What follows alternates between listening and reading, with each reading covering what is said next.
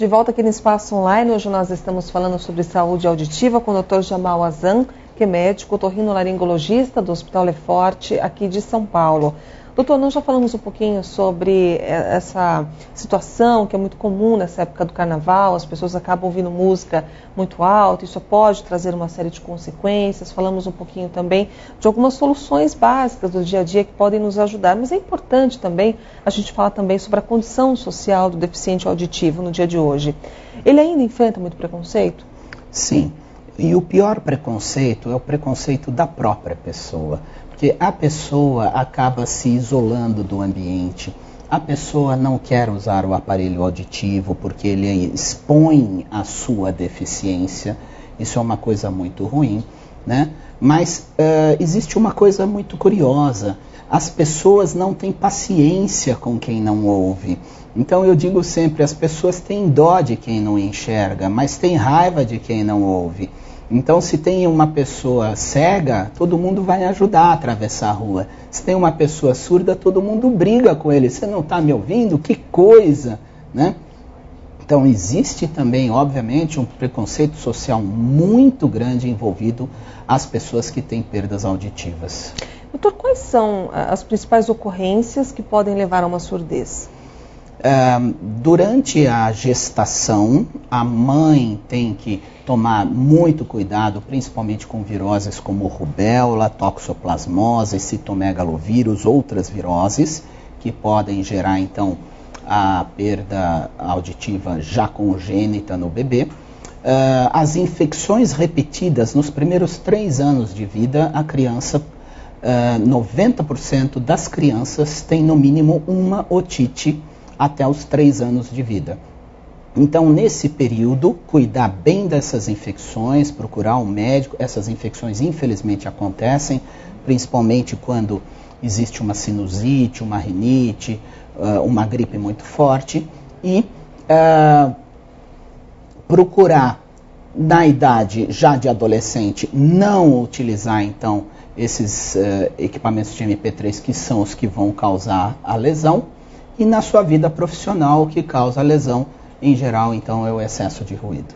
Doutor, as pessoas que frequentam muito a piscina, os nadadores também, eles têm problemas auditivos até por conta desse contato maior com a água? Olha, na verdade, o problema da água é no canal do ouvido. A exposição do líquido no canal do ouvido gera uma inflamação do ouvido externo, mas normalmente não atinge o ouvido nem médio nem interno, portanto não gera lesão auditiva. Ou seja, pode gerar algum tipo de inflamação, mas Sim. não perda auditiva. Muito pouco provável. Doutor, e a famosa cera, né? As mães geralmente ficam em dúvida se devem tirar, não devem tirar. Qual a recomendação? Isso é muito interessante, eu gostaria de mostrar novamente aqui no meu modelo.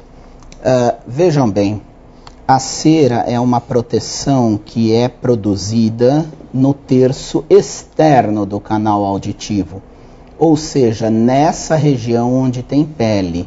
Essa região, que é a parte de dentro, não tem produção de cera. Então, quando se utiliza um cotonete ou se introduz objetos dentro do ouvido, está empurrando a cera para um lugar onde ela não deveria estar. E isso acaba gerando muitas vezes desconforto quando ela toca na membrana do tímpano e aí tampa bastante a audição. Então a recomendação, jamais introduzir nenhum aparelho, nenhum equipamento, nenhum grampo, pente, essas coisas que as pessoas põem dentro do ouvido. Somente fazer a higiene até onde o dedo alcança, porque isso jamais vai levar a um risco de lesão.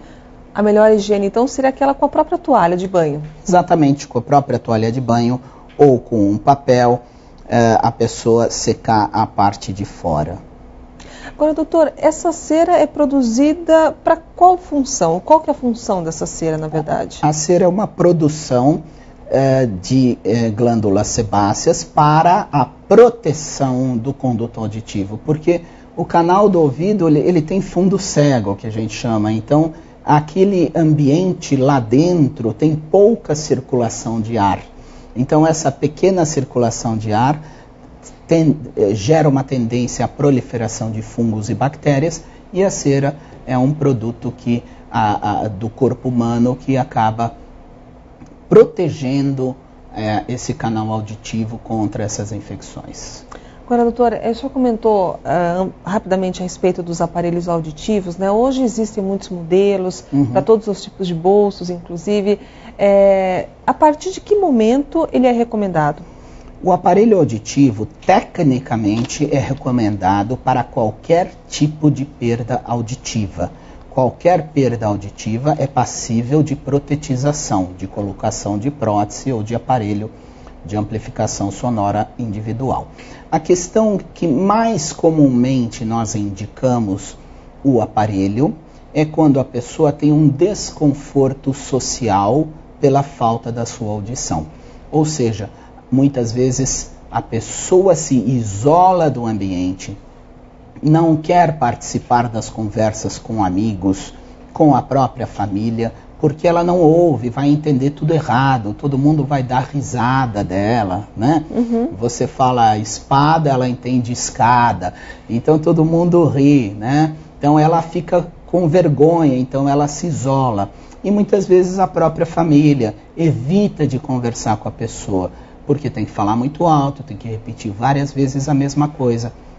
Então, a partir do instante em que existe um desconforto social, a utilização do aparelho auditivo é fundamental para reinserir essa pessoa no seu ambiente social. E muitas vezes também alguns tipos de perda auditiva, mesmo que não gerem tanto desconforto social, mas a protetização é importante até para não deixar o nervo auditivo atrofiar, vamos dizer assim. Então o aparelho é muito importante. Agora, doutora, antes de nós finalizarmos, seria importante também nós acrescentarmos algumas informações aos nossos internautas. Por exemplo, existem alguns direitos que são específicos dos deficientes auditivos. Quais serão esses? O deficiente auditivo, ele tem direito hoje ao transporte coletivo gratuito.